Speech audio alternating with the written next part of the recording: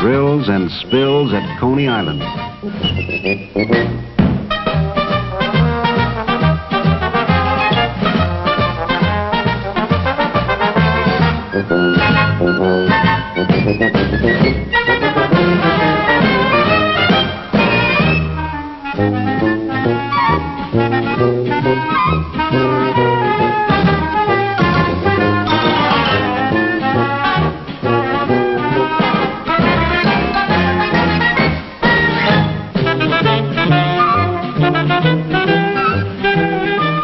They say some folks even get wet if the water's warm enough.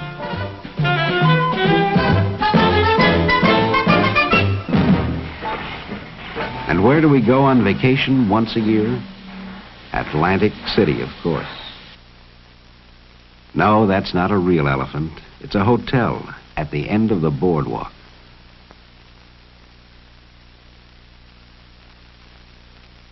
Look, they're waving out the elephant's eye.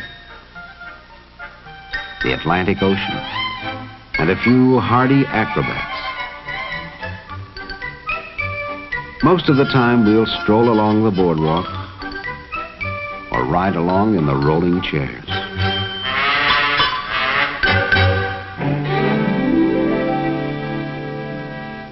Every city has a pretty park.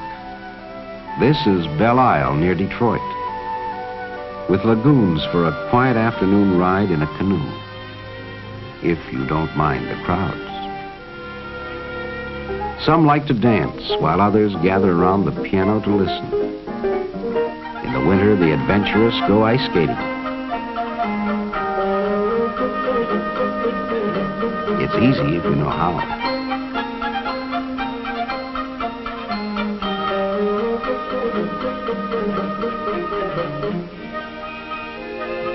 For the really daring, there's nothing like the thrill of an ice boat on a clear, cold day, or the fast track on a toboggan slide.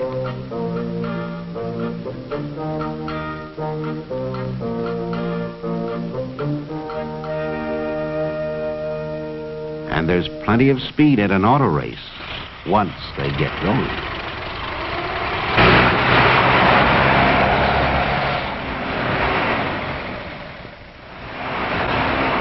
Buffalo Bill himself, William F. Cody, in his 71st year and straight as an arrow. It's 1916, and he's out on tour with his circus again. Indian war dances and bucking broncos.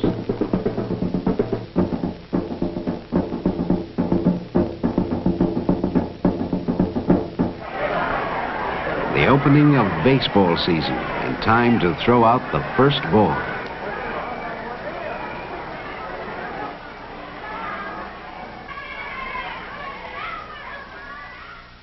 Snapshots of other people we know. John Burroughs, the naturalist, waves to admirers. Luther Burbank, an expert in horticulture. In his experiments, he's removed the spines from the cactus. Says it's good to eat, too. We'll take his word for it. Thomas Edison in San Francisco in 1915. He's out for a drive with his wife and Mr. and Mrs. Harvey Firestone. Joseph G. Cannon of Illinois, former Speaker of the House of Representatives. Will Rogers, America's favorite humorist.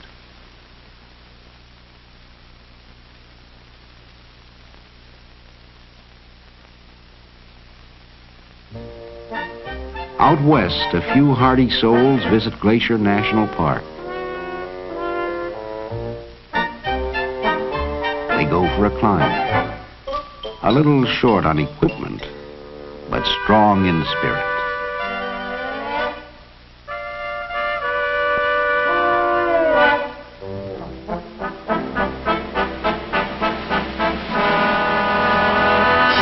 The view is worth the effort, so they say. Uh-oh, there goes Dad.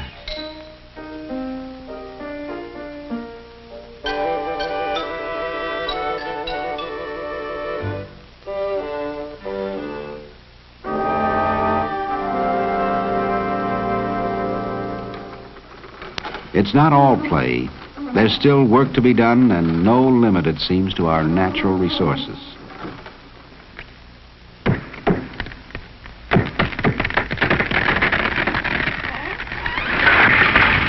The cameraman can't resist his little joke. You see a lot of women in the factories now. These girls are making footballs.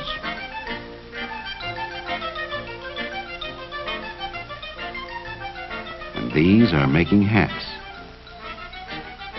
There is a difference. Down at the post office, they're teaching the girls to sort the mail. One thing they learn in a hurry: don't pick up too many at once. Too bad. Here's a clean place for women to work, and steady, too.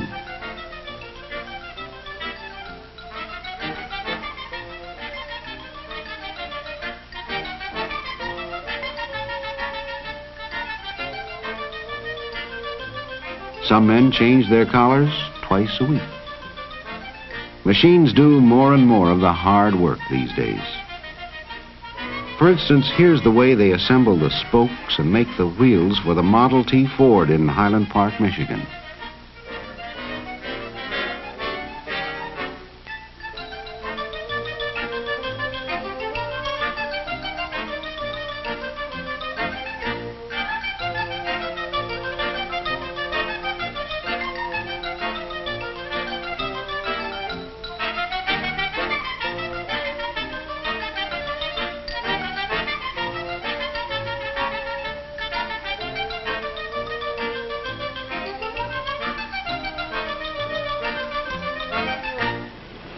The 8-hour workday ends and the men go home, mostly by trolley. Not many can afford to buy a car of their own yet.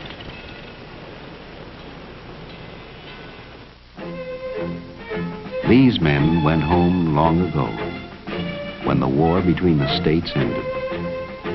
But the hardy survivors, both blue and gray, still meet together once a year to renew old acquaintance. It's 1917, and they're camped at Vicksburg, Mississippi. What memories they must have. They have fought their war, while these raw recruits at Camp Custer in Michigan are being trained to fight another war.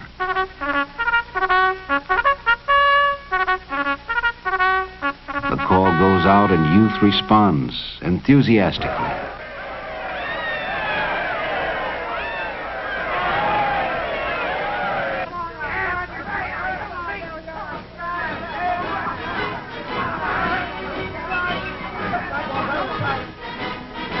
How can they know what lies ahead?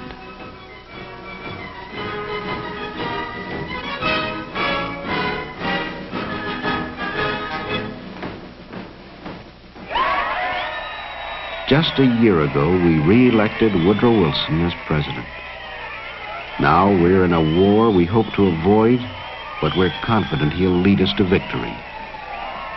The mood of the nation changes.